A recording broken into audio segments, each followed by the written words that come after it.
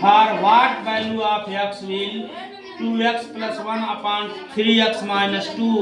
and 3x minus 4 upon x plus 8 represent the same fraction, also find the fraction। आपको पूछा है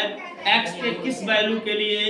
इन दोनों का फ्रैक्शन वैल्यू सेम आएगा, उस फ्रैक्शन वैल्यू को भी बताना है और x के उस मान को भी बताना है। तो हमने क्या किया, इन दोनों को इक्वल कर दिया, ठीक है। इसको इक्वल हमने किया और इक्वल करने के बाद क्रॉस मल्टीप्लाई कराया गया। क्रॉस मल्टीप्लाई हुआ तो देखो यहाँ 2x plus 1 का मल्टीप्लाई किसमें हुआ, x plus 8 में। तो 2x plus 1 into x plus 8 is equal to क्या हुआ, 3x minus 2 into 3x minus 4। Okay, अब देखिए इसका मल्टीप्लाई हुआ तो 2x का मल्टीप्लाई x में हुआ तो 2x स्क्वायर, 2x का मल्टीप्लाई 8 में हुआ तो 16x हो गया, फिर 1 का मल्टीप्लाई x में हुआ प्लस x हुआ, 1 का मल्टीप्लाई 8 में हुआ प्लस 8 हुआ, फिर अगेन नेक्स्ट साइड में 3x का मल्टीप्लाई 3x में 9x स्क्वायर हुआ,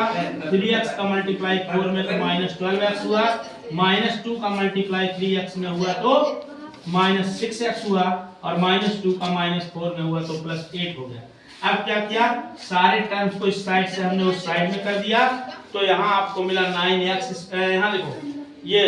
9x स्क्वायर इसके इक्वल हुआ, यहाँ से देखिए 9x स्क्वायर माइनस 18x, वहाँ देखिए 12x और 6x ऐड हुए तो 18x हो गया प्लस 8, और ई वाला इस साइड वाला जो टर्म्स जितने थे ट्रांसफर करके उस साइड हमने लेते गया। तो यहाँ जब ले गया, यहाँ चूंकि प्लस 2x स्क्वायर था तो यहाँ माइनस 2x स्क्वायर हो गया, यहाँ 17x प्लस था तो माइनस 17x हो गया, प्लस 8 था तो माइनस 8 हो गया। अब इक्वल टू 0, अगली साइड में 0 हमने कर दिया,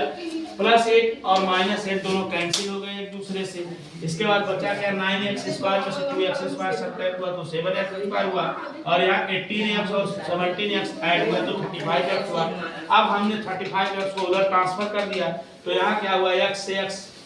कैंसिल, तो 7x इक्वल टू मिला 35, तो x इक्वल टू मिल गया 35 अपॉन